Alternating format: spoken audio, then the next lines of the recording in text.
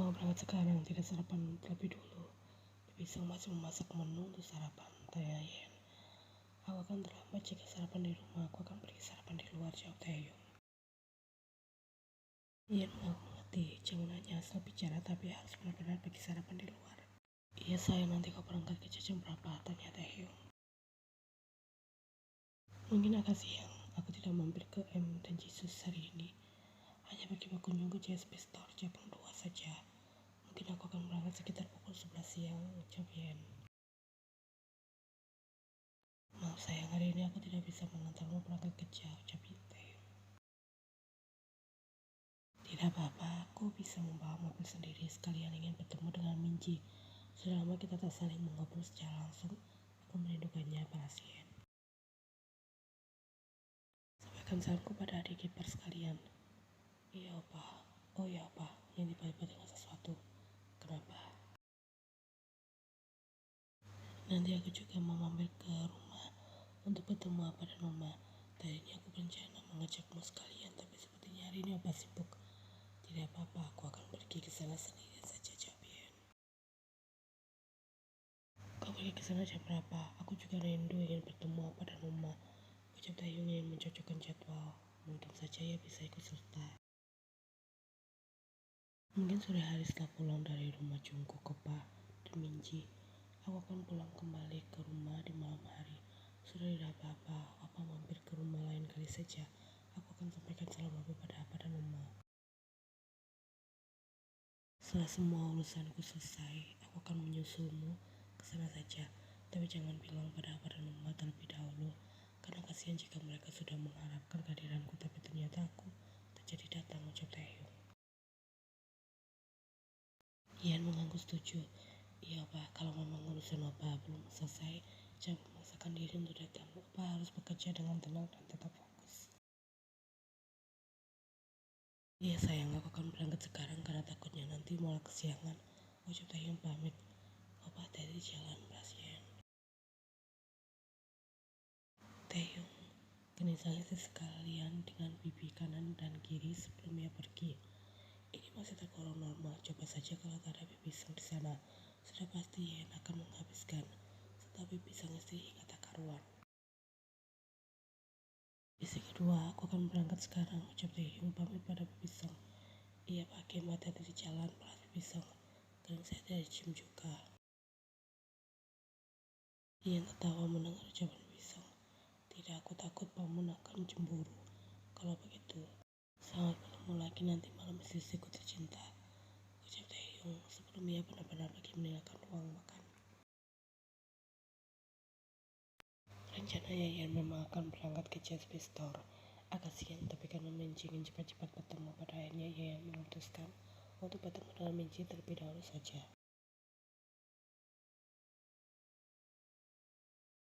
Yen baru saja membawa mobilnya keluar dari gerbang saat ia melihat gaun datang menghampiri dengan langkah terburu-buru. Kenapa kau belum berangkat ke toko sepatu? Ini sudah siang, Kauna. Tegur Yen heran setelah ia membuka kaca jendela mobil. Yen, apa kau bisa menolong kita? Aku mohon, pinta Kaun dengan raut wajah panik. Kenapa? Ada apa? Sabu Yen penasaran. Itu kunci. Coba untuk melanjutkan kalimatnya, ia tampak kebingungan. Kebingungan kenapa? Sakit. Hah? Sakit bagaimana maksudmu? Bagian mana yang terasa sakit? Sabu Yen yang bahkan sekarang sudah keluar dari mobil. Aku tidak tahu, tapi sebelumnya ada masalah dengan lampunya. Minji tiba-tiba pingsan di kamar mandi. Aku dan Yonggi sangat kebingungan. Kami tidak bisa membawanya ke rumah sakit karena tak memiliki kendaraan. Jelas Kaun. Ayo, aku antar kalian pergi ke rumah sakit, ucap Yen tak perlu banyak berpikir lagi. Mendengar ucapan Yen, Kaun segera berlari kembali masuk ke dalam rumah untuk mengabari Yonggi. Di perjalanan menuju rumah sakit, Yonggi sempat sadarkan diri, tapi terus saja mengeluh kesakitan hingga membuat Yonggi panik bukan main. Yonggi juga sempat memutarkan isi perutnya di dalam mobil. Yonggi berulang kali minta maaf akan hal itu. Yen membalas jika ini bukan saatnya untuk memikirkan hal tersebut. Yang penting Yonggi bisa segera mendapatkan perawatan di rumah sakit. Sudah setengah jam berlalu tapi Yunggi belum juga keluar dari ruang UGD. Sementara Yunggi sudah dipanggil dokter untuk masuk ke dalam.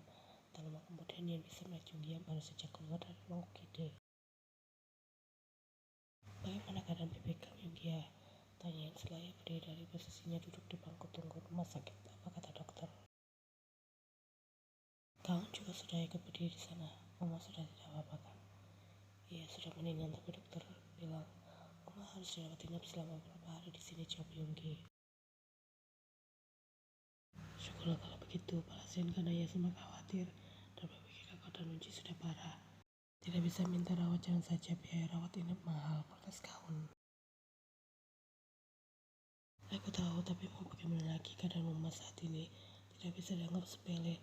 Setidaknya dengan dirawat di rumah sakit, keadaan Mama bisa lebih terpantau. Beda dengan di rumah, tak akan ada yang mengurusi, balas Yunggi. Sebenarnya mereka akan segera bertemu sebentar lagi, batin Yan. Sama saja, dirawat di sini juga harus ada yang menemani. Selain itu kita harus keluar uang lebih banyak pula. Aku tidak mau bermalam di sini, malas sekali. Banyak penyakit juga. Hal rumah sakit selalu saja suram, aku tidak suka, formal Kaun. Mereka benar-benar bertengkar kan? Sempat-sempatnya di saat seperti ini, batin Yan lagi. Memang sudah bawaan membatin jika berada dekat keluarga Unci. Kaun. Sudahlah Kaun, terserah kau kalau masih nekat ingin merawat Mama di sini. Urus saja sendiri, sekalian usahakan untuk melunasi biayanya sendiri juga. Aku akan pergi sekarang, aku harus berangkat bekerja, sudah telat. Yan mati kutu di sana, ia tak tahu harus berkomentar apa. Di antara Yunggi dan kawan padahal dulu zaman waktu mereka masih dekat, Yan menjadi satu-satunya orang yang paling cerewet di antara mereka berdua. Berbeda dengan sekarang yang menjadi paling pendiam. Kawan sudah melangkah pergi dari sana.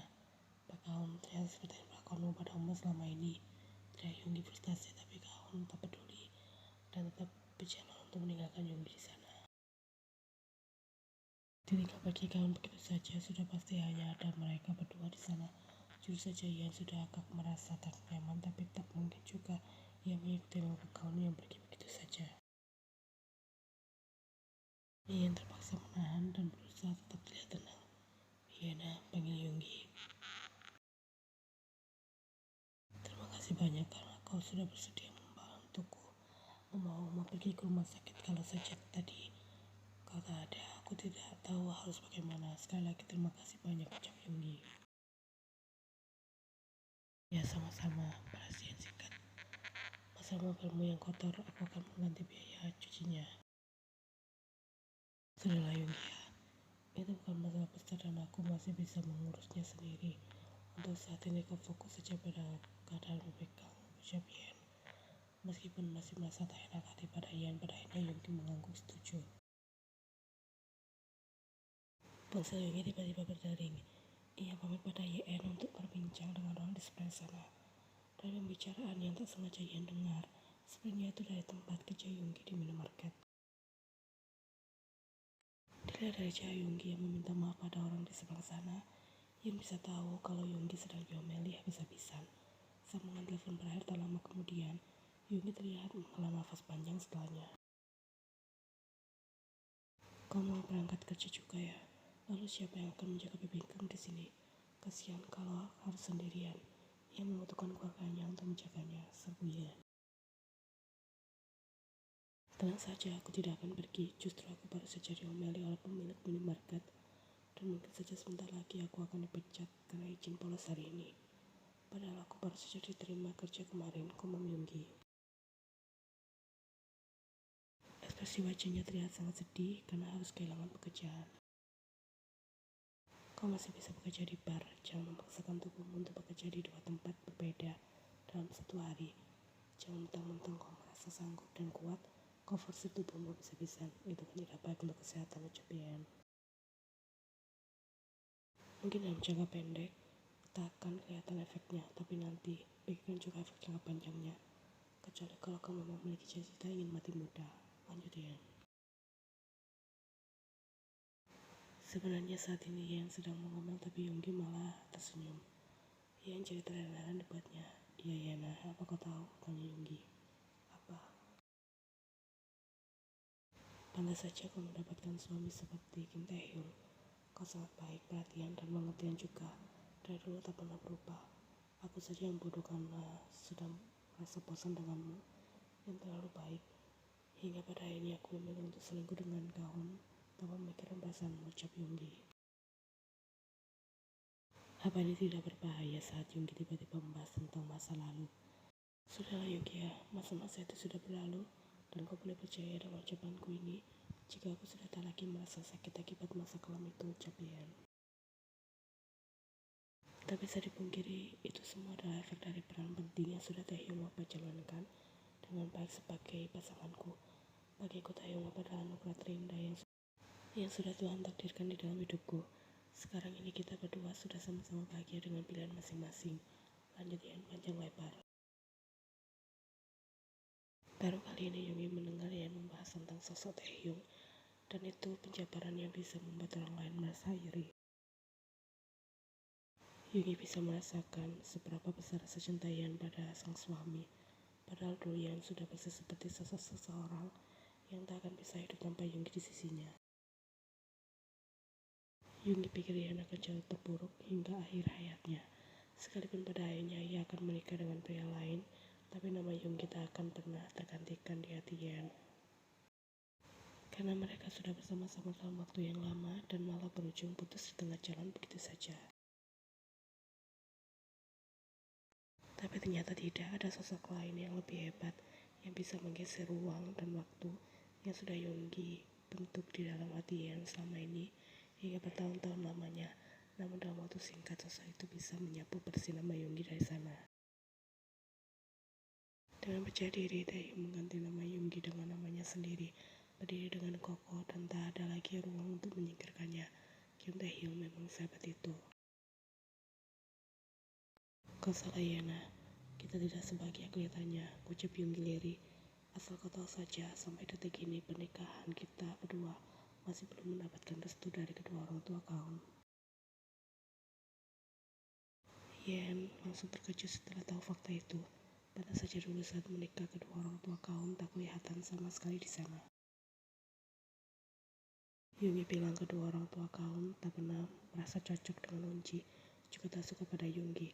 Apalagi setelah mereka tahu kalau Yoongi adalah tunangan Yeon. Kedua orang tua kaum cukup dekat dengan Yeon, mereka saling mengenal dengan baik.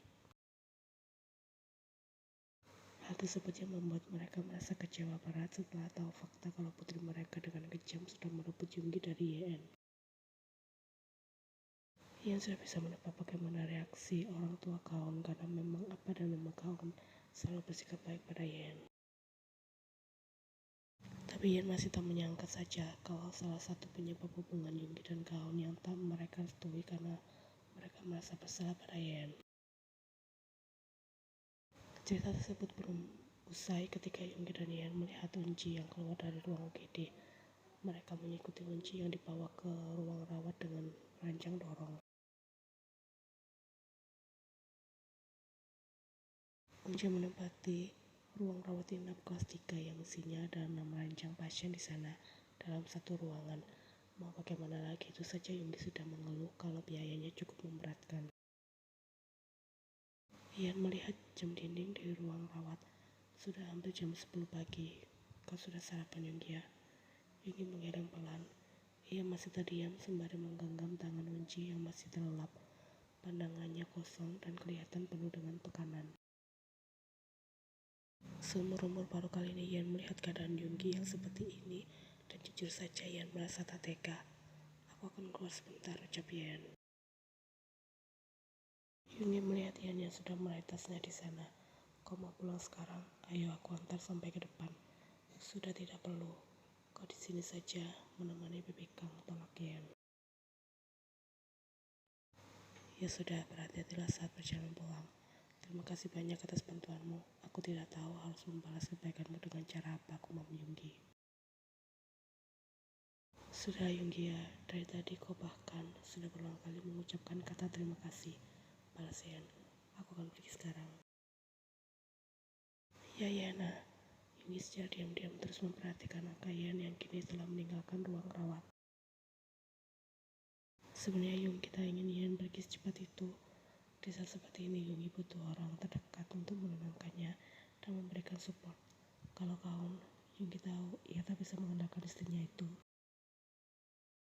Sementara Yen, Yonggi tak ada hak untuk mencegah Yen pergi. Tahu diri saja kalau Yen sudah sudi menolongnya, bahkan meminjamkan uang untuk biaya masuk rawat inap Bonje. Yonggi sebenarnya merasa tak enak dan malu juga, tapi mau bagaimana lagi, tak ada orang lain yang bersedia menolongnya selain Yen. Mau tak mau, Yonggi terpaksa terima saja. Dia janji akan segera mengembalikan uang tersebut meskipun Yen sempat bilang kalau Yonggi tak usah pusing untuk memikirkan mengembalikan uang tersebut. Tak ada 10 menit kemudian Yen kembali lagi masuk ke dalam ruang rawat inap Bonje. Kenapa kau kembali ke sini? Apa ada barangmu yang ketinggalan? Sabu Yonggi merasa heran tapi kaget juga. Aku kan tidak pernah mengatakan aku akan pulang. Aku hanya mengatakan akan pergi keluar sebentar. Itu sebabnya sekarang aku kembali lagi kemari, jawab Yen.